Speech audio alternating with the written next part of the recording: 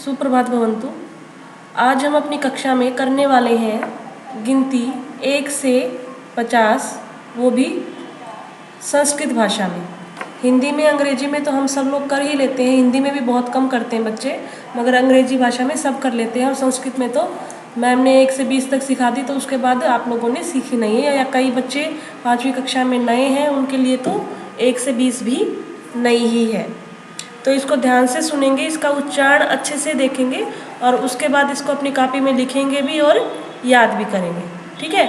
एकदम से अगर 1 से 50 याद ना हो तो धीरे धीरे कर लेना। एक दिन 1 से 10, एक दिन 11 से 20, एक दिन 21 से 30, एक दिन 31 से 40 और एक दिन 41 से 50, ठीक है।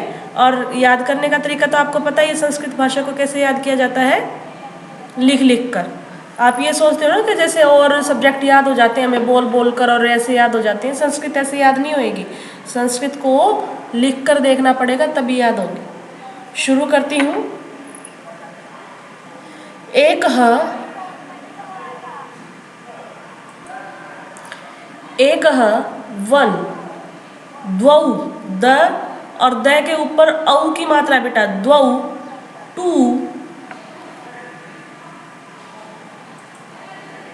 त्रिः थ्री, चत्वारः फोर, पञ्च फाइव, षट् सिक्स, सप्त सेवन, अष्ट एट, नव नाइन, 10। देखो 10 नहीं, ये हिंदी में तो 10 होता है, ये 10 है, शलगम वाला 10। एकादश 11, द्वादश 12, त्रयोदश 13, चतुर, देखो ये रे तय के बाद बोला जाएगा, ठीक है। चतुर्दश 14, पंचदश 15, षोडश 16, सप्तदश 17, अष्टादश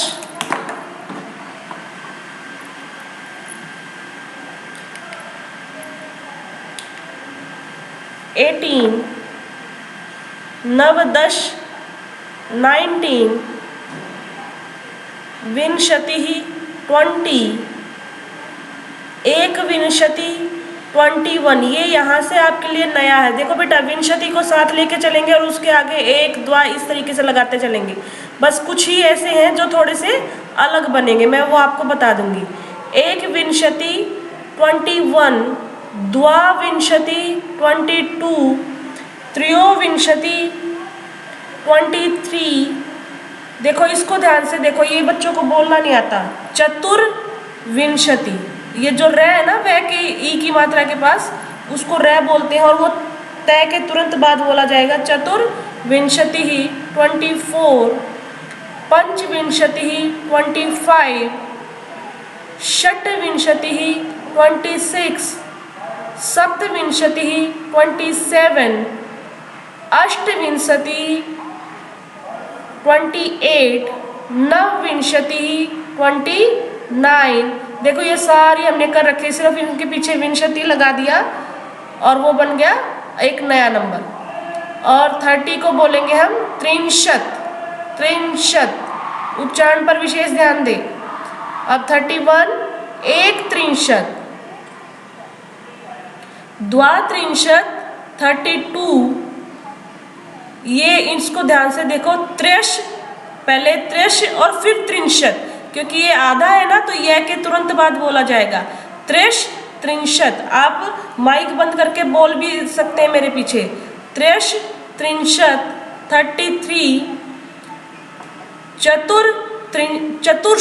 चतुष त्रिंशत 34, पंच त्रिंशत 35, षट त्रिंशत 36, सप्त त्रिंशत 37, अष्ट त्रिंशत 38, नव त्रिंशत 39।